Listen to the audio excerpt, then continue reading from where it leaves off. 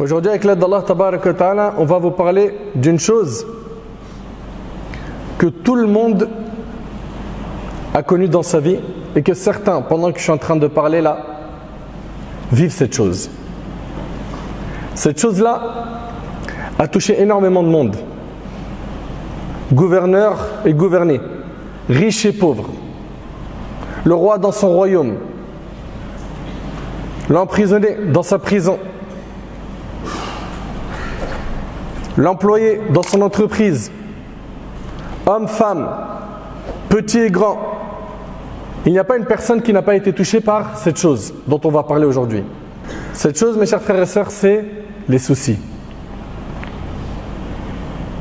Al-Humum, les soucis. On en a déjà eu, on en a actuellement et on en aura. Et cette vie, elle n'est pas stable. Cette vie, elle n'est pas stable. La stabilité, bi'idhnillah, on la trouvera lorsqu'on aura mis nos deux pieds fil jannah. Allahumma ja'alna min ahli al-jannah ya Rabb.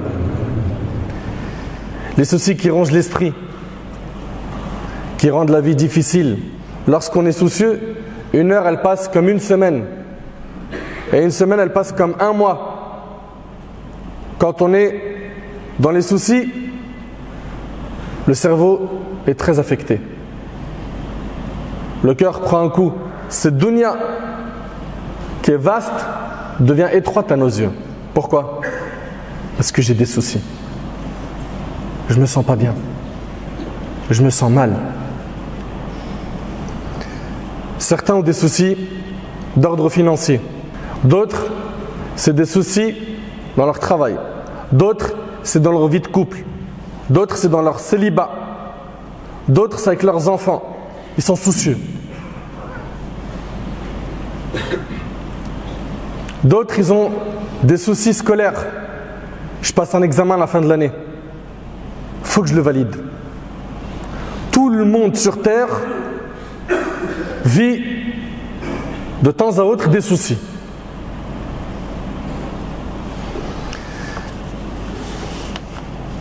Et je le dis et je le répète, cette vie, elle n'est pas stable. Il faut que tu comprennes que si tu veux vivre une vie sans soucis, ça, tu ne l'auras pas ici-bas. Même pour le pieux, même pour le croyant. Les soucis, Allah Tabaraka wa Ta'ala va les envoyer à tout le monde afin d'éprouver les gens.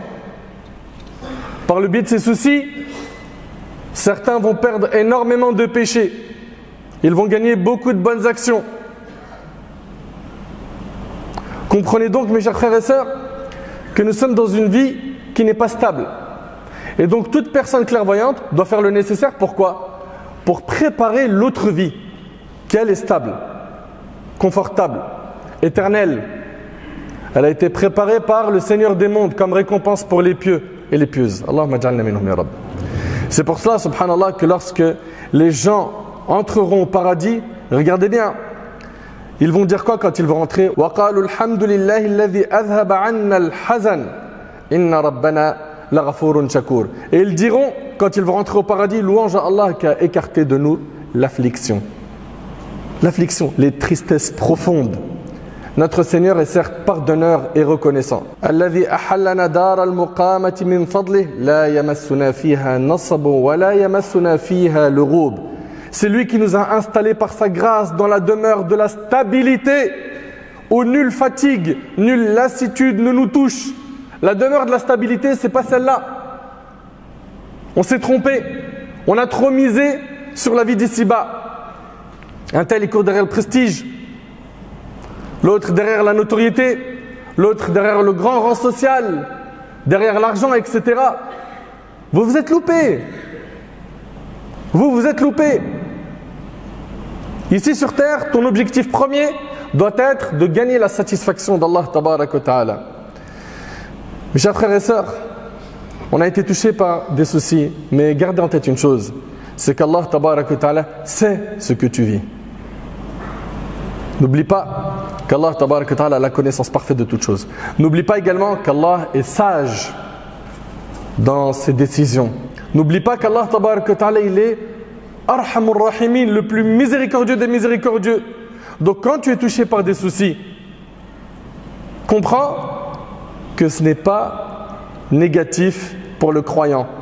Pourquoi? Parce qu'avec ces soucis, Allah tabarak wa ta'ala, il pardonne des péchés. Avec ces soucis, Allah tabarak wa ta'ala, il augmente les bonnes actions de ses serviteurs. Le prophète alayhi salatu wassalam, dans le hadith d'Abi Hurayra, a dit: tout ce qui touche le croyant comme fatigue, comme maladie, comme souci, comme tristesse, comme gêne, comme angoisse, même une épine qui le pique est une expiation d'Allah de ses péchés. Ces soucis que tu as font, par la grâce d'Allah, que tu perds des péchés. Tu arrives à imaginer un peu, subhanallah, tu es soucieux, tu es mahmoum, tu es triste, il y a des péchés qui partent. Il y a des péchés qui partent. Et combien de fois on a vu des soucis, des épreuves qui finalement ont été un grand bien pour la personne, qui l'ont forgé, qui lui ont appris à se prendre en main. Après la difficulté, il a vu la facilité, la délivrance de la part de son Seigneur Azza wa Jal. Allah tabarak wa ta'ala, il dit: wa asa an takrahu shay'an wa huwa khayrun lakum wa asa an tuhibbu shay'an wa huwa sharrun lakum wallahu ya'lamu wa antum la ta'lamun. Il se peut que vous ayez de l'aversion pour une chose alors qu'elle est un bien pour vous. Et il se peut que vous aimiez une chose alors qu'elle est mauvaise pour vous. C'est Allah qui sait alors que vous ne savez pas. Mes chers frères et sœurs, comprenez bien que les soucis sont un parmi les outils qu'Allah tabarak wa ta'ala utilise pour nous éprouver, nous mettre à l'épreuve. Pour nous mettre à l'épreuve. Les soucis, c'est une épreuve qui est parfois plus dure qu'une épreuve matérielle. Ça touche le cœur et ça ronge le cœur. Et c'est parfois beaucoup plus difficile à supporter qu'une perte financière, qu'une épreuve matérielle. Abu Saïd radiallahu anhu, il rapporte que le prophète alayhi salatu wassalam entre un jour dans la mosquée et il trouva un homme assis du nom de Abu Umama. Il dit: oh Abu Umama, pourquoi te trouves-tu dans la mosquée alors que ce n'est pas l'heure de la prière? Abu Umama radiallahu anhu répondit: oh envoyé d'Allah, ce sont des soucis et des dettes qui m'ont contraint à y rester. Et regardez subhanallah le compagnon, il a des soucis, il a des dettes, il est où? Il est dans la maison d'Allah à la mosquée. C'est notre réflexe quand on a des soucis, quand on a des dettes. Ô envoyé d'Allah, ce sont des soucis et des dettes qui m'ont contraint à y rester. Le prophète alayhi salatu wassalam lui a dit alors: veux-tu que je t'enseigne des paroles qui, lorsque tu les prononceras, Allah éloignera de toi les soucis et effacera tes dettes? Et là, il lui a dit: oui, je veux bien, au messager d'Allah. Le prophète alayhi salatu wassalam lui a dit: le matin et le soir, dis Allahumma inni a'udhu bika min al-hammi wal-hazan wa a'udhu bika min al-ajzi wal-kasal wa a'udhu bika min al-jubni wal-bukhl wa a'udhu bika min ghalabati ad-dayn wa qahri rijal. Subhanallah, Abu Umama, il dit: j'ai fait cela. Il a prononcé ces formules: fa'adhhab Allahu hammi. Par ces mots, dit Abu Umama, mes soucis se sont alors dissipés, de même que mes dettes ont été épongées. Dans le hadith d'Umm Darda, elle rapporte qu'Abu Darda radiallahu anhu a dit: celui qui dit 7 fois le matin et le soir, il dit quoi? Écoutez bien s'il vous plaît. Hasbi Allahu la ilaha illahu alayhi tawakkaltu wa huwa rabbul arshil azim. Il dit ça 7 fois. Hasbi Allah la ilaha illahu alayhi tawakkaltu wa huwa rabbul arshil azim. Eh bien écoutez bien, il dit celui qui dit ça 7 fois, ce qui signifie Allah me suffit. Il n'y a pas d'autre divinité méritant d'être adorée en dehors de lui. C'est en lui que je place ma confiance et il est le Seigneur du trône immense. Alors Allah lui suffit à propos de ce qui lui cause du souci. Donc Allah tabarak wa ta'ala, il te réglera quoi? Te soucie par le fait que tu dises cette formule 7 fois le matin et 7 fois le soir. C'est que les invocations du matin se font entre le lever de l'aube et le lever du soleil, et celles de l'après-midi se font entre le asr et le coucher du soleil. Après, certains disent que al-waqt yamtad, c'est-à-dire que le temps est plus grand que cela, mais retenez au moins cette opinion, barakallahu fikum. Toi qui as des soucis, multiplie le dhikr d'Allah subhanahu wa ta'ala. Ça veut dire quoi? Ça veut dire multiplie l'évocation. Selon Abdullah ibn Abbas radiallahu anhuma, le prophète sallallahu alayhi wa sallam a dit: écoutez bien, Il a dit Man lazim al-istighfar, ja'ala Allahu lahu min kulli diqin makhraja wa min kulli hammin faraja wa razaqahu min haythu la yahtasib. Celui qui fait beaucoup de demandes de pardon, il dit beaucoup astaghfirullah. Allah lui assure à chaque problème une solution et à chaque inquiétude une issue favorable et il lui accorde ses dons par des voies insoupçonnées. Le hadith, il a été rapporté par Abu Daoud. Certains l'ont jugé faible, d'autres l'ont rendu Hassan.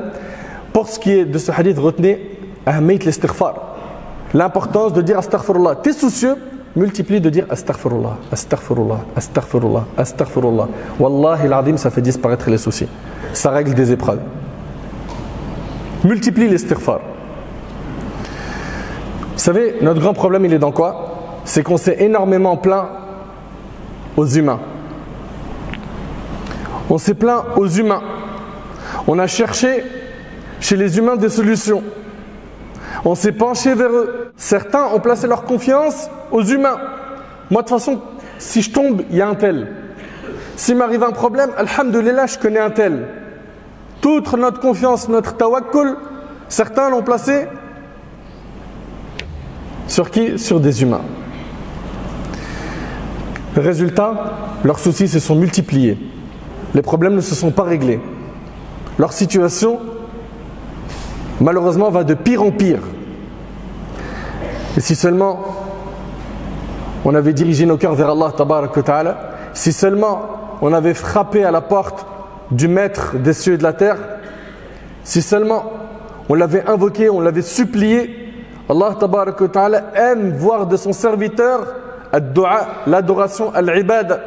Allah tabarak wa ta'ala veut nous voir plein d'humilité, faisant preuve d'humilité, l'invoquant, en le suppliant.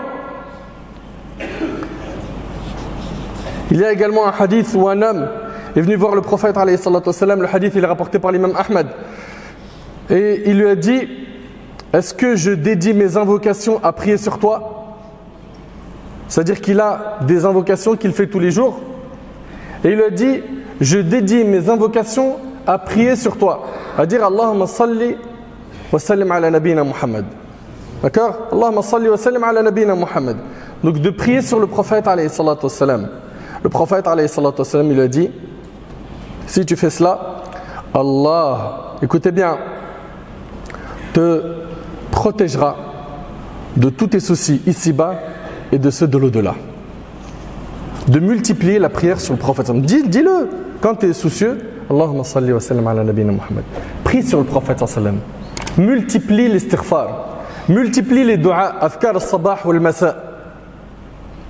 Tu seras touché par des soucis, mais ça va disparaître rapidement. Et tu auras la force de tenir pendant l'épreuve. Mais si tu ne fais pas cela, ça va être très compliqué pour toi. Ça va être difficile pour toi de voir le bout du tunnel.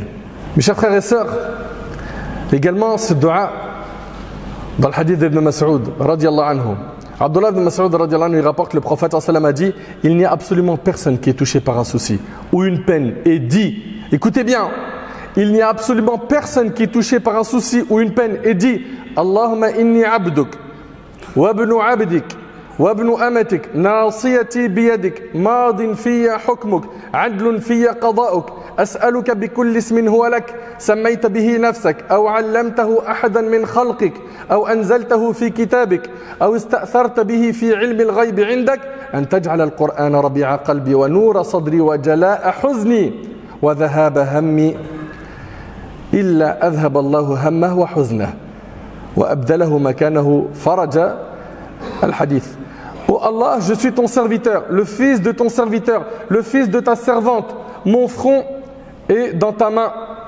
Ton jugement me concernant est passé. Ce que tu as décrété pour moi est justice. Je te demande par chacun de tes noms, ceux par lesquels tu t'es nommé, ou que tu as enseigné à une de tes créatures, ou que tu as descendu dans ton livre, ou que tu as gardé dans la science de l'invisible auprès de toi, que tu fasses du Coran le printemps de mon cœur, la lumière de ma poitrine, la disparition de ma peine et la fin de mon souci. Celui qui dit cela, le prophète il dit: Allah fera partir son souci et sa peine et il lui change par une solution à son problème. Quelqu'un a dit: ô messager d'Allah, ne devons-nous pas apprendre ceci? Le prophète a dit: certes si, il convient que celui qui l'a entendu l'apprenne. Vous avez entendu? Il convient que celui qui l'a entendu l'apprenne. Apprenez cette invocation. Ibn al-Qayyim, rahimahullah, il dit que si le serviteur se réveille et que matin et soir, son principal souci, c'est de satisfaire Allah, son plus grand souci, c'est ça. Du matin au soir, il pense qu'à ça. Eh bien, Allah tabarak wa ta'ala dissipera ses soucis. Allah azza wa jal remplira son cœur d'amour pour lui. Subhanah.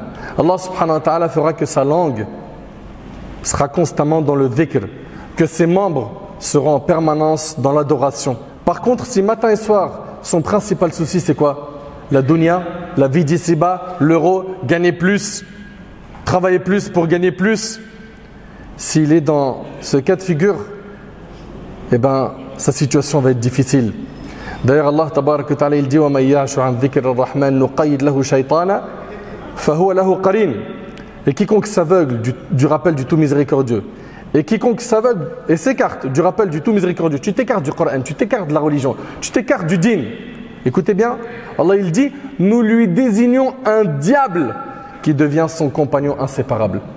Subhanallah, ça explique énormément de choses ce verset. Tu t'écartes de la religion, Allah il te désigne un diable, ça devient ton compagnon inséparable. Tu as vu quand certains, des fois tu restes avec eux, ils sont tellement éloignés d'Allah, tu te dis mais c'est incroyable celui-là, il débite en haram. Mais ces personnes-là, il y a un diable, c'est leur compagnon inséparable. Pourquoi? Le chemin d'Allah, ils n'en veulent pas. Ils ne veulent pas le chemin de la religion. Ça ne les intéresse pas. D'après Abu Huraira, le prophète a dit, celui qui aime qu'Allah l'exauce dans les moments difficiles et de soucis, qu'il multiplie les invocations dans les moments d'aisance rapportés par Tirmidhi. Quand tout va bien pour toi, alhamdoulilah, tu as à manger, tu as à boire, tu as la santé, tu as tout ce qu'il faut. Multiplie les invocations, multiplie les adorations. Quand tout ira mal, Allah tabarak wa ta'ala, il sera à tes côtés, il va te soutenir, il va t'aider. Par contre, comprends que quand tout va bien, si tu t'écartes du chemin d'Allah, quand tout ira mal, tu seras seul dans le trou de l'épreuve. Et ça va être très très très difficile pour toi. Donc mes frères, mes sœurs, vous avez des soucis, on en a tous. On en a tous. Apprenons à revenir vers l'essentiel, l'adoration d'Allah tabarak wa ta'ala. À faire de la satisfaction d'Allah notre plus grand souci, notre priorité. À multiplier le dhikr. Surtout, afkar al-sabah ou al-masa, ceux du matin et du soir. Pourquoi? C'est une protection pour le fils d'Adam. À multiplier la prière sur le prophète sallam. À multiplier la prière sur le prophète sallam. À multiplier l'istighfar. Qu'Allah subhanahu wa ta'ala, qu'Allah azza wa jal dissipe nos soucis. Qu'Allah tabarak wa ta'ala améliore notre situation. Qu'Allah azza wa jal nous accorde la piété, une bonne compréhension de sa religion.